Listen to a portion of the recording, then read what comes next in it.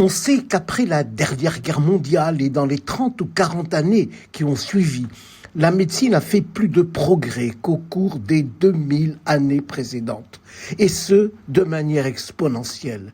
Les hôpitaux, qui étaient des lieux d'accueil pour les personnes démunies, sont devenus les hauts lieux d'une médecine centrée de plus en plus sur des plateaux techniques qui, tel un cœur, aspirent et refoulent les malades, des lits qui sont en quelque sorte disposés en corolle autour de lui.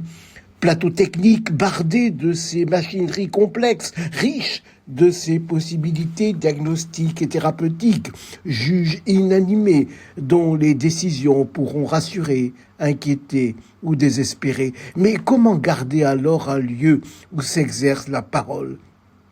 Reconnaître les bienfaits des techniques, c'est aussi savoir les dangers qu'elles peuvent sécréter. Elles peuvent conduire à une vision morcelante de l'individu, réduit à une somme d'organes à explorer un à un.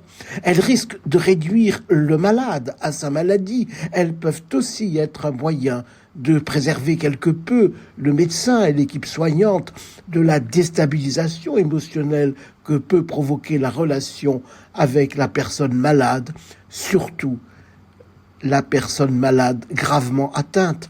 Des examens complémentaires sophistiqués, des thérapeutiques complexes et laborieuses peuvent en effet être un moyen d'échapper quelque peu à l'angoisse que crée chez le soignant comme chez le malade la maladie et les interrogations qu'elle véhicule.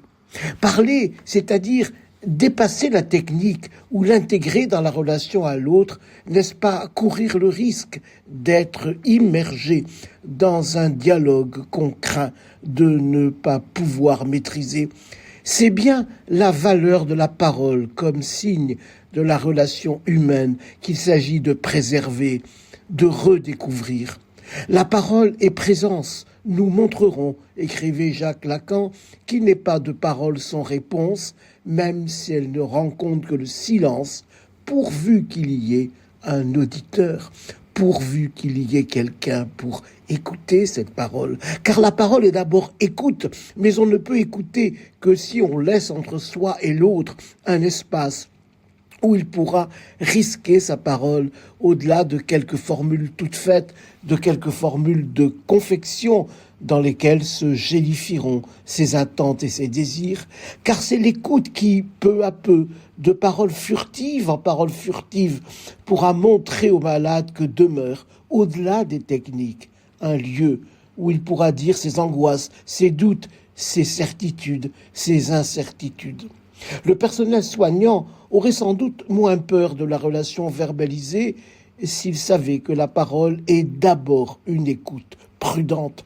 Le soignant, même s'il est à juste titre inquiet de la méconnaissance qu'il peut avoir des pensées, des désirs des personnes malades, peut, dans une attitude d'écoute, se contenter initialement de phrases anodines ou furtives. Phrases anodines ou furtives, elles disent pourtant à la personne malade qu'il est considéré comme un sujet dès lors qu'un autre s'est arrêté pour l'écouter.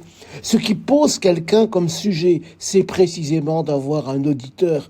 Tel est le sens profond du mot respect, venu du latin respitio, et qui désigne précisément le regard porté sur quelqu'un, l'attention qu'on lui porte, l'écoute qu'on lui accorde, et qu'il devient sollicitude.